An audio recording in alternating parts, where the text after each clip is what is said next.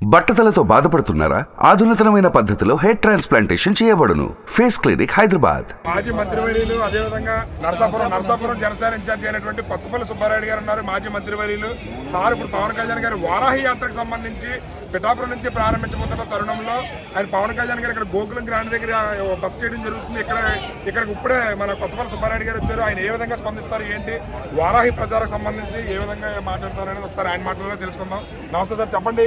పవన్ కళ్యాణ్ గారు పిఠాపురం నియోజకవర్గం నుంచి పోటీ చేయడం పట్ల మీరు ఏ విధంగా స్పందిస్తారు? పిఠాపురం నియోజకవర్గం ప్రజల యొక్క అదృష్టంగా భావిస్తున్నాం మేము. ఎందుకంటే 175 నియోజకవర్గాలు ఉన్నప్పుడు పవన్ కళ్యాణ్ గారు పిఠాపురంలో పోటీ చేయడం అంటే అది పిఠాపురం నియోజకవర్గం ప్రజల యొక్క అదృష్టంగా నేను భావిస్తున్నాను. ఎంతవరకు మెజారిటీతో పిఠాపురం ప్రజలు గెలిపించుకునే అవకాశాలు ఉన్నాయంటారు? తప్పనిసరిగా భారీ మెజారిటీతో పవన్ కళ్యాణ్ గారు ఇక్కడ విజయం సాధిస్తారు. అయితే ఇక్కడ ఉన్నటువంటి వైఎస్ఆర్సీపీ పార్టీలో జాయిన్ అయినటువంటి కాపుకుర్చం నేత ముద్రగడ పద్మనాభం గారు, నేను ఎట్టి పరిస్థితులని పవన్ కళ్యాణ్ గారిని అసెంబ్లీలో అడుగు పెట్టినాను, పవన్ కళ్యాణ్ గారు ఓటమే లక్ష్యంగా నేను అడుగులు వేస్తున్నాను, ఆయనకి వ్యతిరేకంగా ప్రచారం చేసి నేను ఆయన ఎట్టి పరిస్థితులని పిఠాపురంలో అత్యధిక మెజారిటీతో ఓడిస్తాను, వంగా గీత గారిని గెలిపిస్తాను అని చెప్పి ఆయన ఓటమే నా అంతిమ లక్ష్యం అని చెప్పి అంటున్నారు. దానిపై మీరు ఏ విధంగా స్పందిస్తారు? వ్యక్తిగతంగా వెళ్ళినప్పుడు జనరల్గా ఒకళ్ళు ఓడించడం ఒకళ్ళు నెగ్గించడం అన్నది ఎవరి చేతుల్లోనే ఉంటుంది, అది ప్రజల చేతుల్లో ఉంటుంది. పద్మనాభం గారు అనేక సార్లు నెగ్గారు, కానీ ఆయన కూడా ఓడిపోయారు.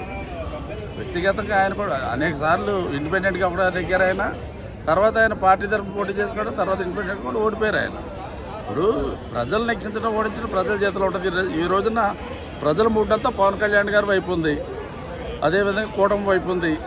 కనుక ఈ రోజున పవన్ కళ్యాణ్ గారి యొక్క విజయానికి పద్మనాభం గారు కానీ ఎవరు అడ్డొచ్చినా అది ఆపలేరు. 100% ప్రజల సపోర్టుతో పవన్ కళ్యాణ్ గారు భారీ మెజార్టీతో విజయం సాధిస్తారు. పవన్ కళ్యాణ్ గారు 100% ప్రజల మద్దతుతో ఖచ్చితంగా అసెంబ్లీలోకి అడుగు పెడతారు. అత్యధిక మెజారిటీతోనే పిఠాపురం ప్రజలు గెలిపించుకుంటారు. ఇది పిఠాపురం ప్రజల అదృష్టం అని చెప్పి మాజీ మంత్రివర్యులు జనసేన నాయకులైనటువంటి కొత్తపల్లి సుబ్బారెడ్డి గారు తెలియజేస్తున్నారు. ఇక్కడ గోకులం గ్రాండ్ దగ్గర అయితే సందర వాతావరణం నెలకొంది.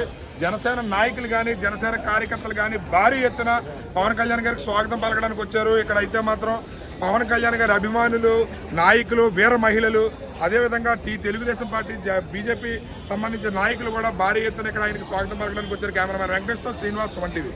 సుమన్ టీవీలో మీ పర్సనల్ అండ్ బిజినెస్ ప్రమోషన్స్ కోసం కింది నెంబర్కి కాంటాక్ట్ చేయండి.